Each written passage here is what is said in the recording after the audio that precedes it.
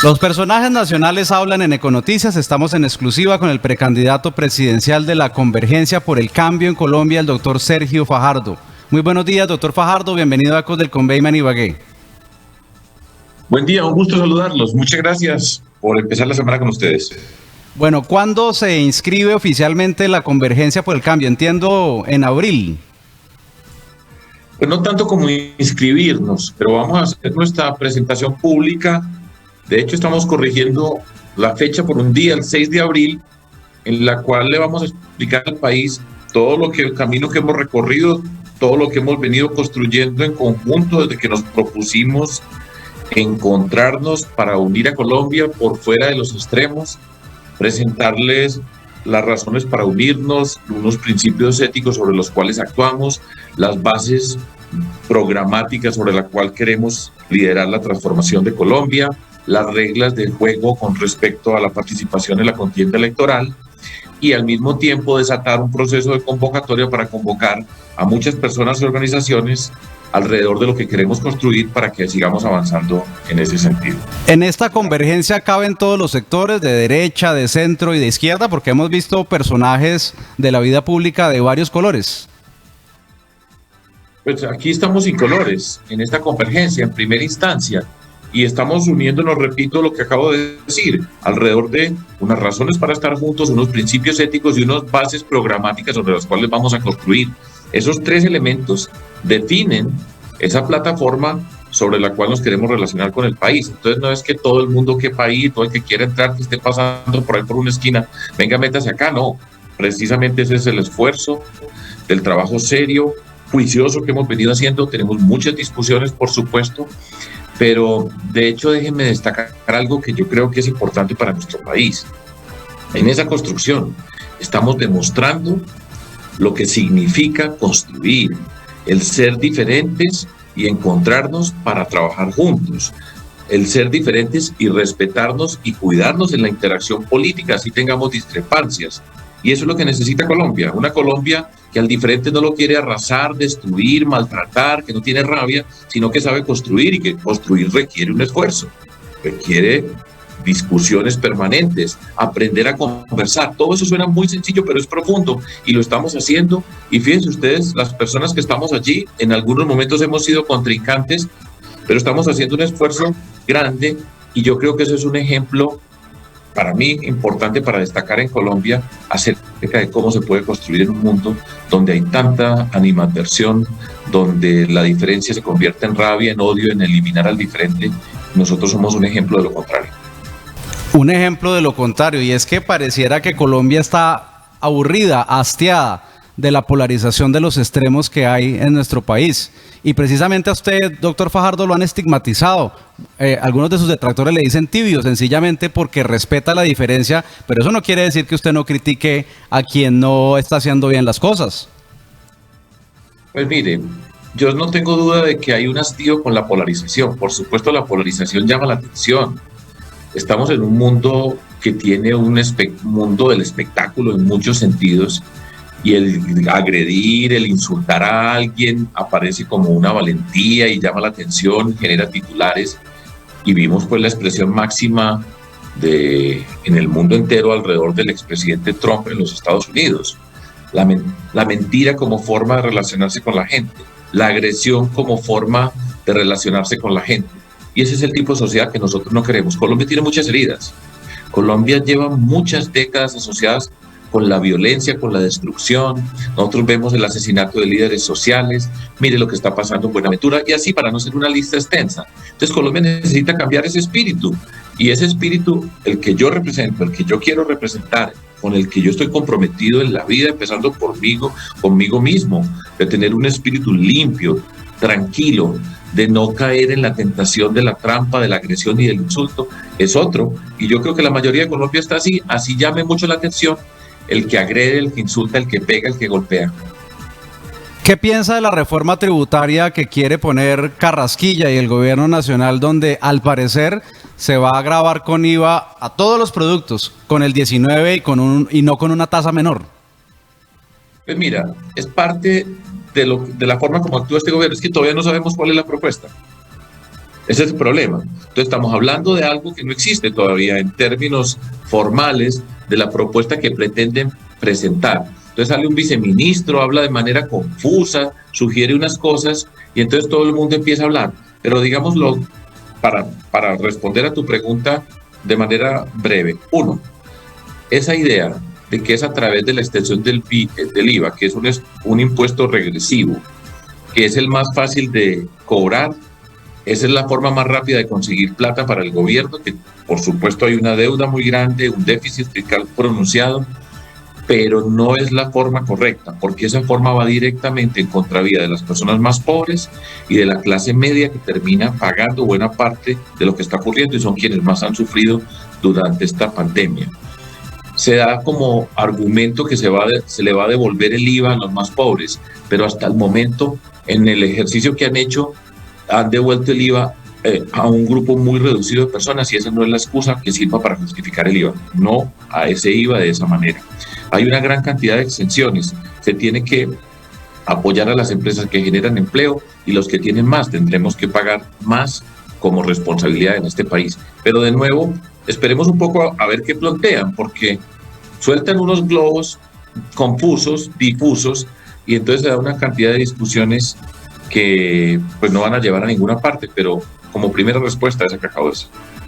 Hablemos un poco de su tierra, de Medellín, de Antioquia, de EPM, de Hidroituango, porque tanto uribistas como el alcalde Daniel Quintero han salido a atacarlo a usted por donde sea. Ayer ya dijo en Twitter el alcalde de Medellín que usted intentó dividir para que el candidato uribista a la alcaldía de Medellín ganara. ¿Qué es lo que está pasando con el alcalde de Medellín y por qué hasta la presidenta de Colombiatex y Colombia Moda no lo están viendo como un líder? Pues mire, yo creo que el alcalde de Medellín, que es una persona inteligente, viva en el sentido de la viveza nuestra, pues está sin rumbo y está confundido en la conducción de la ciudad.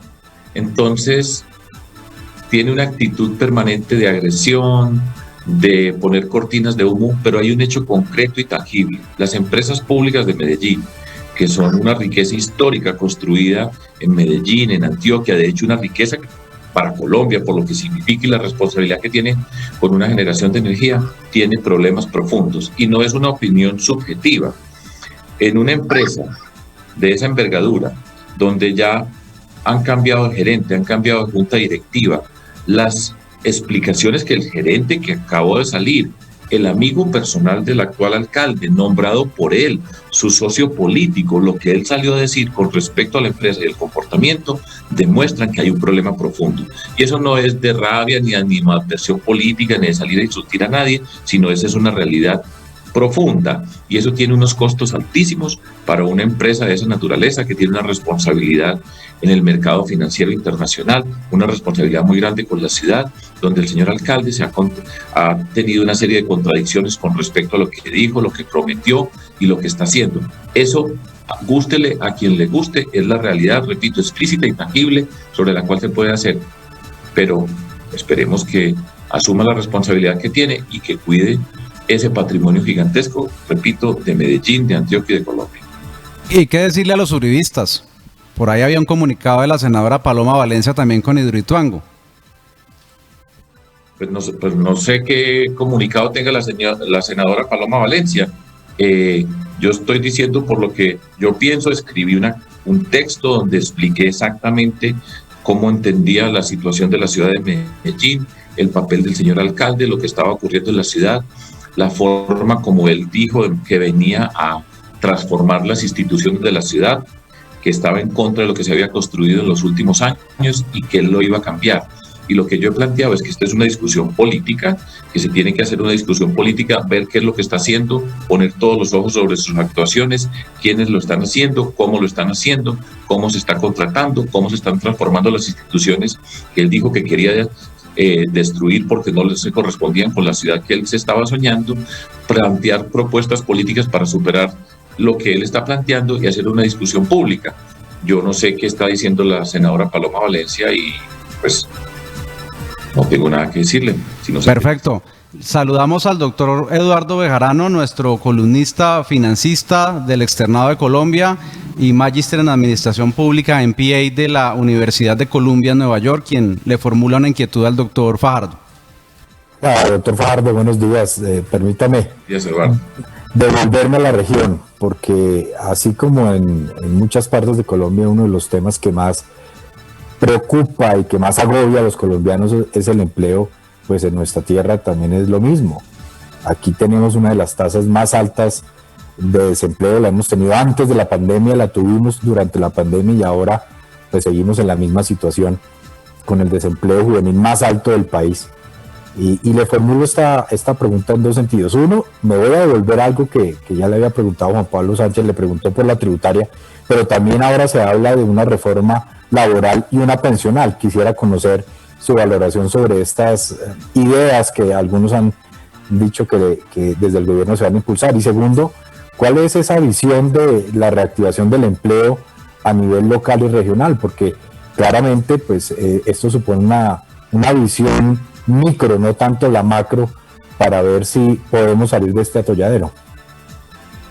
Buenos días, Eduardo. Dos cosas. La primera, pues no han especificado cuál es la reforma tributaria, pues mucho menos la pensional y la laboral. Entonces, el gobierno, yo no creo que esté en condición de presentar ningún tipo de reforma en el momento político en que estamos. Ya vienen unas elecciones, viene y se ha comprometido en primera instancia con la tributaria, que tendremos que esperar a ver qué es lo que están proponiendo. Como ya les mencioné anteriormente, di una descripción general sobre las acciones asociadas con el IVA y las exenciones a empresas, etc.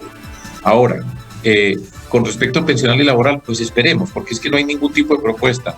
Supuestamente hay unas comisiones de expertos encargados de hacer unas recomendaciones que tendremos que escuchar para ver qué es lo que están proponiendo. Pongámoslo eso por un momento al lado para poder discutir o conversar sobre algo explícito que tenga la responsabilidad del gobierno con lo que se va a proponer o no se va a proponer. Y pasemos al tema del desempleo, que es, pues como lo está señalando, es la calamidad de Colombia. Estoy hablando en términos generales en el país, pero en el Tolima y en Ibagué, como ustedes lo están señalando, desde antes de la pandemia, pero es que esto ya lleva mucho tiempo en el Tolima y en el Ibagué. Pues cuando yo digo mucho tiempo, yo no sé si exagero decirse más de 10 años, estoy seguro que más de 10 años en esta circunstancia permanente donde el Tolima no encuentra un rumbo acerca de cómo es su vocación productiva asociada con la generación de empleo en ese contexto local. Pero además con una observación que es bien importante, que leía hace poco, donde decía, el departamento del Tolima es uno de los departamentos que tiene las personas con mayor formación en educación superior en formación técnica. O sea, no es que uno diga, el problema es que la gente no hay educación, comparado con muchas partes del país tiene bastante educación. Y aquí hay un desfase muy grande entre la educación, la formación que tienen las gentes, el aparato productivo de la región y los sectores que se tienen que promover para avanzar en esa construcción. Y yo que vengo de las regiones, o sea, y es parte fundamental de la propuesta que nosotros queremos para construir el país, y ya presentamos una propuesta de empleo de emergencia al finalizar el año pasado diciendo municipio por municipio, localidad por localidad, identificar, cosa que no se ha hecho, cuáles son las capacidades productivas, la interacción entre aparato productivo, el papel que está jugando el Estado, el mundo de la educación, que tiene que ir relacionado con esa capacidad para darle empleo a las personas, y en el Tolima no ha podido avanzar. Yo creo que nosotros vamos a avanzar, o creo no, nosotros estamos trabajando sobre una propuesta de seguridad alimentaria para Colombia, en la cual el Tolima tiene una gran capacidad para aportar dentro de ese concepto de seguridad alimentaria. Y tenemos que ir trascendiendo la idea de que lo que hay que hacer es grandes obras de infraestructura que se necesitan, pero esos son empleos coyunturales. Pero el problema del Tolima es estructural, en el sentido de decir cuál es esa vocación productiva. En el mundo del desarrollo rural, agrícola, tienen una gran cantidad de capacidades. Esas capacidades se están compaginando con la formación que tienen, con la capacidad de agregar valor para convertirlo en riqueza del Tolima. El Tolima tiene el café, tiene una riqueza turística, tiene una cantidad de elementos, pero mi sensación, lo voy a decir con todo el respeto, es que institucionalmente en el Tolima no se han podido poner de acuerdo sobre qué líneas se pueden trabajar, se pueden perfeccionar, y no tiene que ser que llegue el presidente de Colombia a decirles cuáles son, sino si tienen bien sólida la estructuración en el nivel regional, de esa manera es la mejor forma para convocar al gobierno nacional para trabajar juntos. que tomen el liderazgo el departamento, la ciudad, que planteen los puntos, que muestren los caminos. Allá tienen, Tolima les sobra inteligencia y capacidad. Le falta la coherencia política para decir, vamos a trabajar por este departamento, por esta ciudad. Chao corrupción, que ha sido un problema central en el desarrollo del departamento. Y decir, mire, aquí estamos, nosotros podemos hacer esto, tenemos estas capacidades, y de esa manera conducen y son los que toman sus riendas para convocar al gobierno nacional. Y no esperar a que llegue el presidente a decirles qué es lo que hay que hacer. Excelente, doctor Fajardo. Hoy va a estar en Ibagué la viceministra de Educación de Colombia, Constanza Alarcón, para los temas de educación preescolar básica y media. ¿Qué decirle hoy a los padres de familia, a los profesores, a los niños del Tolima y Colombia sobre modelos como el de alternancia, sobre este tema de la pandemia, sobre los retos de la educación, que es su principal bandera como profesor, como doctor en matemáticas y como una persona que sabe que con educación es que se va a cambiar este país? No tengo la menor duda y todos los días de mi vida lo ratifico, entendiendo esa educación con múltiples espacios, en particular la formación para el trabajo y la educación asociada con el desarrollo productivo en cada región, que se puede hacer, se tiene que hacer y lo podemos hacer. Y repito, el Tolima tiene la gente, tiene la inteligencia, tiene la capacidad, tiene la riqueza en la naturaleza, pero le falta el proyecto político de sociedad para hacerlo visible, tangible, para que puedan avanzar. Pero allá vamos a llegar y seguro que lo vamos a lograr. Con respecto a la visita de la viceministra, pues tenemos que hacer un esfuerzo gigantesco para ir volviendo a la escuela. Y es un esfuerzo gigantesco y por supuesto tiene que ir asociado con las condiciones de seguridad. Eso es trivial y eso lo tienen que saber todos, pero hay que empezar a hacer un esfuerzo escuela por escuela, familia por familia, explicarles. Todo esto se puede ir avanzando y se puede ir haciendo de forma sistemática y de manera progresiva, porque nosotros estamos en el marco de esta pandemia.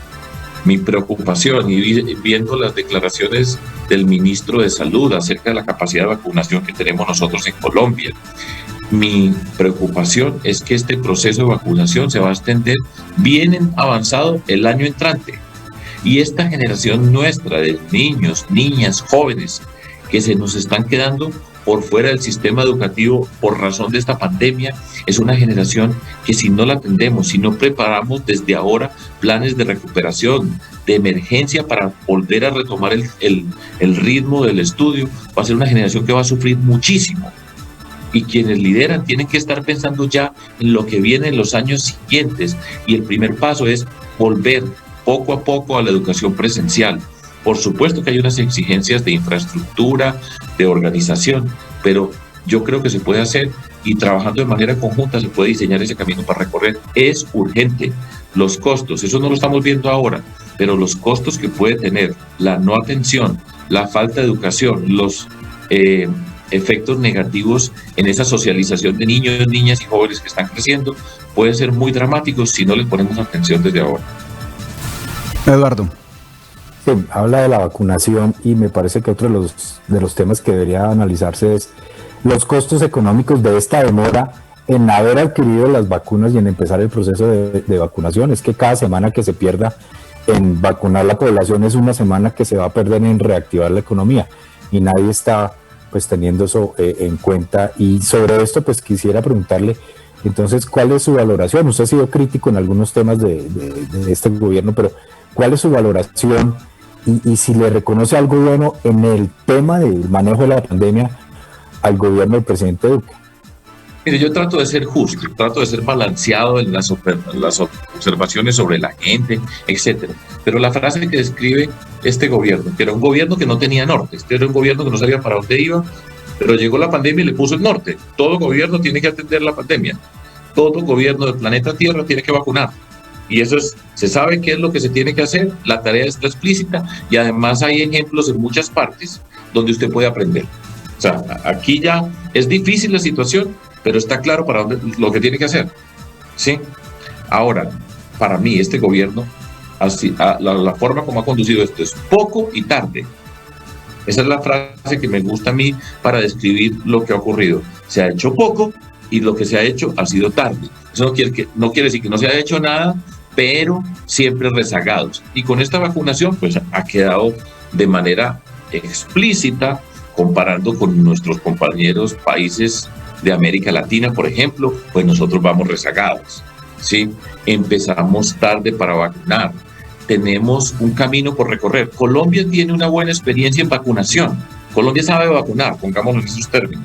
Ha tenido esa experiencia. Pues espero que la utilicemos bien para avanzar en ese proceso de vacunación. Pero todos estos retrasos son altísimos. Pero fíjese usted, nos dicen, vamos a vacunar a 35 millones de personas en Colombia. Primero, hay que hacer una gran campaña de pedagogía para convencer a la gente que se tiene que vacunar. Que no se está haciendo esa campaña de pedagogía y es una tarea que hay que hacerla bien hecha, más allá de un show mediático con las vacunas que llegaron, que parecía increíble, pues todo lo que se hizo alrededor de las vacunas, pero digamos, pues pongámonos contentos porque empezamos a vacunar y no nos quedemos renegando de lo que no se hizo antes, sino vamos para adelante y tratemos de vacunar. El ministro dice, nosotros somos capaces de vacunar 100.000 personas diarias. Si trabajamos todos los días de cada mes, son 3 millones de personas. 3 millones de personas para vacunar 30 millones, pues son 10 meses, o sea que en diciembre no nos hemos vacunado todos los 35 millones de personas. Y cualquier retraso, si eso es siendo capaces de operar al 100%, cualquier tipo de retraso en la llegada de las vacunas, en algún tipo de inconveniente para llegar a zonas más complicadas de nuestro país, tenga la certeza que nosotros el año entrante, por la mitad de año, todavía no estamos vacunados todos. Y esos son costos altos en vidas, en la normalización de la vida del país, y tenemos que ser exigentes, ¿sí? Pero bueno, esperemos pues y hagamos, y hoy siendo lunes temprano, pongámosle fe a las cosas, que se avance en la vacunación, no nos quedemos con las molestias, sino pongámosle fe a que esto va a avanzar bien, pero la tarea es bien, pero bien grande, ha sido costoso el retraso y ojalá que lo superemos.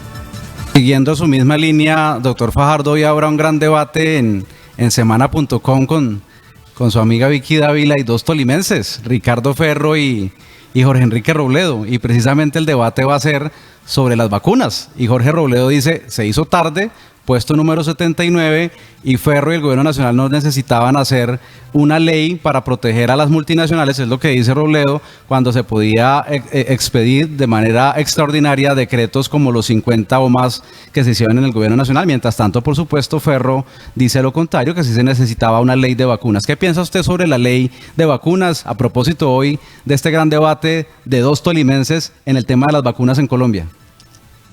Yo estoy con Robledo. Ese es el tolimense que yo escojo aquí en este debate. Pero además, pues, repito, es que esto no es muy difícil. Ahí está enfrente de nosotros. Nuestro país expulsando rusos y ahora tenemos, Venezuela ya está vacunando. Y en todas partes están vacunando con la vacuna rusa. Los chinos, la vacuna china y rusa, demorados para hacer todo ese tipo de cosas. Póngale todo el tipo de disculpas, pero todo esto va muy demorado. Ese es el resumen, muy demorado, y seguro que Robledo lo va a explicar muy bien y va a demostrar, pues lo obvio, que es poco y tarde. ¿Con la vacuna comienza el fin de la pandemia? ¿No alcanzamos entonces este año a declararle fin al 70% de la pandemia en este país? No alcanzamos. Pero yo espero pues que no tengamos otro pico. Es que el comienzo de año fue bien difícil, porque nosotros no estábamos preparados para esta segunda ola que se presentó a comienzos de año. Enero prácticamente estuvo el país cerrado en la mayoría de sus actividades económicas y productivas, y nosotros no vamos a alcanzar a poder decir que la pandemia en esta primera etapa está superada durante el transcurso de este año. Yo quisiera que fuera así, o sea, yo no encuentro ningún tipo de satisfacción diciendo esto, pero la aritmética, como les mostré anteriormente, de 100.000 diarios, que es la capacidad de acuerdo a lo que dice el ministro, no nos va a dar, y eso que si todo funcionara perfecto. Esto yo creo que se nos va a demorar hasta bien entrado el año entrante, y tenemos que tener mucha concentración para hacerlo bien, y repito, desde ahora estar pensando lo que va a venir después. En los años venideros van a ser unos años difíciles para nosotros, las cosas se pueden hacer, pero hay que empezar a anticipar los problemas que se están acumulando con esta pandemia. El primero, pongamos estos términos, el desempleo. El desempleo es una tragedia para nuestro país, la pobreza de cada vez mayor número de personas, un montón de personas de la clase media que está perdiendo el terreno que se había logrado avanzar a través de la educación, con los esfuerzos de muchas familias.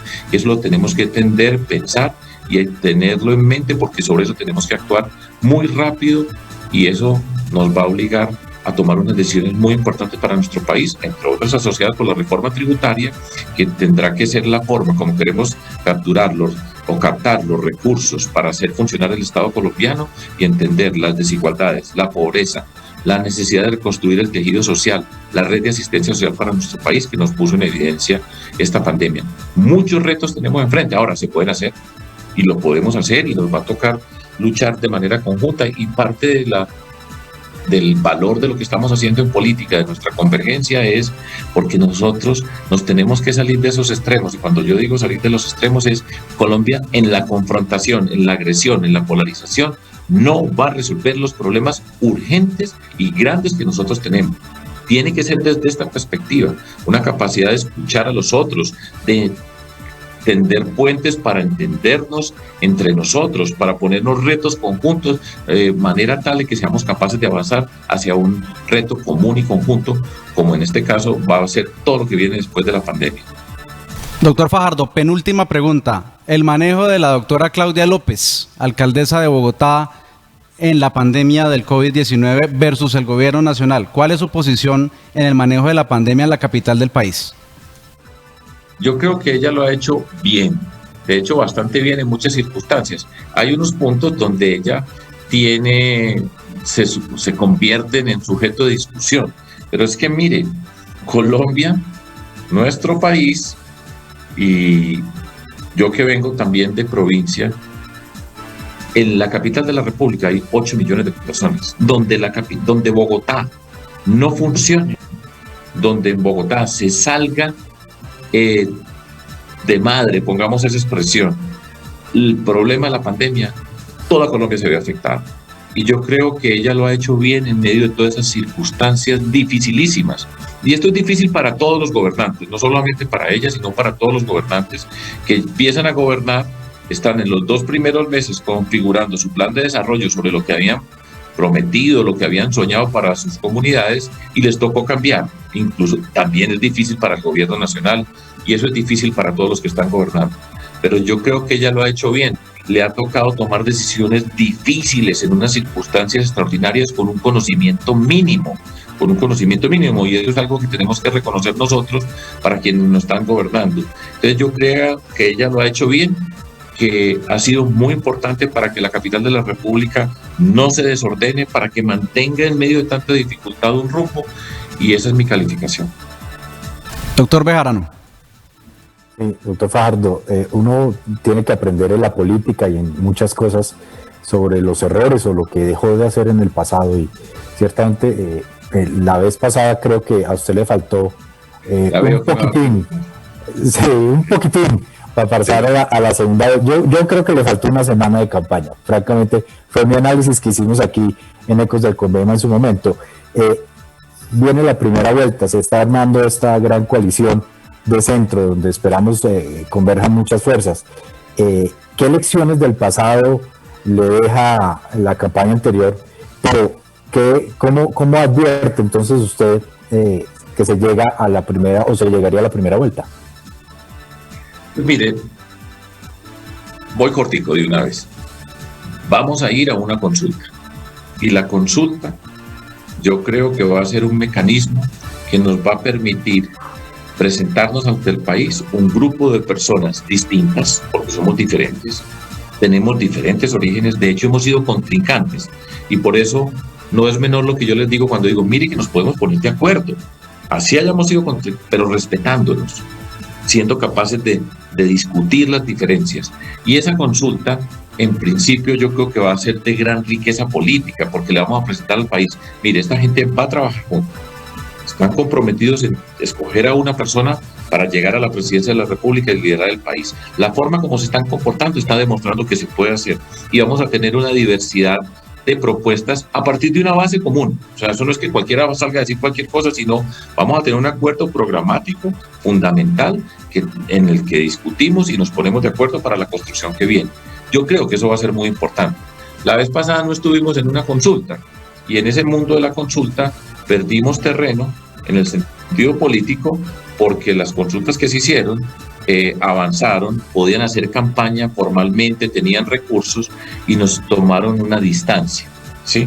Eso es lo que yo creo.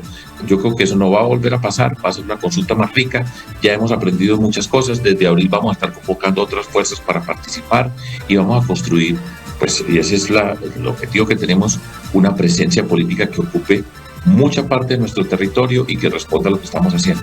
Es distinto, yo tengo ilusión. Ahora, todo esto es difícil. Eso es fácil salir a decirlo acá, pero allá nosotros nos sentamos y esas discusiones son discusiones serias. Y allá está Ángela María Robledo, y está Jorge Enrique Robledo, y está Humberto de la Calle, y está Juan Fernando Cristo, está Juan Manuel Galán. Hay algunas personas del Partido Verde que están participando. O sea, esto no son discusiones así de un cafecito charlado entre amigos, entre personas que nos respetamos. Pero por eso, repito, ese es el valor. Vamos a demostrarle que podemos hacer las cosas juntos de una manera distinta. Y será en esa consulta, y esa es la gran lección. Y yo tengo la ilusión, pues, de que lo logremos bien. Y no tengo la menor duda que si lo hacemos bien, aquí nosotros somos capaces de liderar y darle un salto a Colombia. Ya son más de 20 años de su carrera política en nuestro país. Y esta última pregunta, si usted ganare la consulta entre todos esos varones electorales presidenciables de nuestro país en marzo en las parlamentarias, y usted es el candidato único de ese centro, de ese cambio que se quiere hacer en Colombia, ¿usted cree que es más difícil ganarle a Petro o ganarle a Char? Primero una observación. Si estuviera aquí Ángela María Robledo diría varones electorales. Yo me siento rarísimo con eso. O sea, es una expresión que a mí cuando no, yo no soy un varón electoral. Nosotros, el camino que nosotros hemos recorrido en política ya son 20 años y yo pues empecé mayor. Yo empecé a hacer política a los 43 años, Eduardo. O sea, yo ya tengo 64 y empezamos a pie. Nosotros no somos una disidencia, nosotros no recibimos una herencia de votos de nada. Nosotros hicimos y hemos recorrido este camino trabajándola, luchándola, hemos aprendido, pero arrancamos a pie en Medellín y demostramos cómo se podía derrotar esa política tradicional que parecía imbatible, todopoderosa. La derrotamos, gobernamos, demostramos que se puede gobernar diferente. Una gran inspiración para nosotros, en particular para mí, fue Antanas Mockus, que eran en este mundo de la política y de lo público, en el fondo teníamos muchas cosas en común. Matemáticos, vienen de la academia, no han participado en política, no es una participación tradicional, y este camino lo hemos recorrido. Pues todo este discurso lo estoy echando porque cuando me están diciendo varón electoral, yo digo, no puede ser esa expresión que no me gusta. Pero yo entiendo pues el sentido de todas estas cosas y estamos participando también, y está también con nosotros Ángela María Robledo, y yo espero que haya más mujeres y estamos haciendo un esfuerzo grande, repito, de construir. Lo primero que tenemos que hacer nosotros, el principal reto que nosotros tenemos es ponernos bien de acuerdo nosotros, estar sólidos nosotros en lo que estamos haciendo. Y si nosotros tenemos eso, el principal reto somos nosotros con nosotros en la construcción. De ahí para adelante, pues nos enfrentaremos a unos u otros y eso está bien en el contexto de la política y de lo público. Pero mi forma de pensar y actuar siempre es, concéntrese en lo que puede hacer, organice bien la capacidad que tiene. Despliegue toda su capacidad, no mire para los lados, en el sentido de no se deje distraer, no caiga en la cantidad de trampas que hay en este mundo de la política y lo público, no caer en la tentación de la agresión, de responder a las mentiras, a las trampas, que es una forma permanente de la política que utilizan unos en este país, que es muy dañina, pero no se deje tentar por ir a responder ese tipo de insultos, mentiras, agresiones que utilizan, y manténgase concentrado en contacto con la ciudadanía. Y de hecho en estos tiempos a mí me da pena porque con todas las necesidades que tiene Colombia mucha gente dirá, pero es que faltan 15 meses para unas elecciones y estos señores ya discutiendo y todos los días este insultó a este, maltrató a este le dijo a una mentira al otro, etcétera. Démosle dignidad a la política, concentrémonos en hacer nuestro trabajo, organicemos bien resolvamos bien nuestras discrepancias para construir, presentemos una buena propuesta, convoquemos para unir, para respetar en Colombia. Eso es lo que yo creo, quiero, y así actuaré todo el tiempo. Doctor Sergio Fajardo, precandidato a la presidencia de Colombia, muchas gracias por conceder este espacio de casi 40 minutos con Econoticias 50 años y siempre será bienvenido aquí por el Tolima y por supuesto también en nuestra casa radial. Usted es muy amable. Muchas gracias a ustedes. Un saludo muy especial para la comunidad del Tolima. Recuerdo siempre con mucho cariño el Tolima, Líbano, pues muchas partes, y Ibagué, esos socobos que son parte de lo que más bonito que yo conozco, y de hecho tengo un amigo que cultiva cobos y me ha mandado para sembrar en la tierra donde estoy yo ahora, y siempre tengo como referencia a esa Ibagué tan linda cuando recuerdo ese suelo lleno de las flores moradas, rosadas que están sobre el suelo. Pues un abrazo y pensemos bien hoy, arranquemos una buena semana. Gracias a todos ustedes.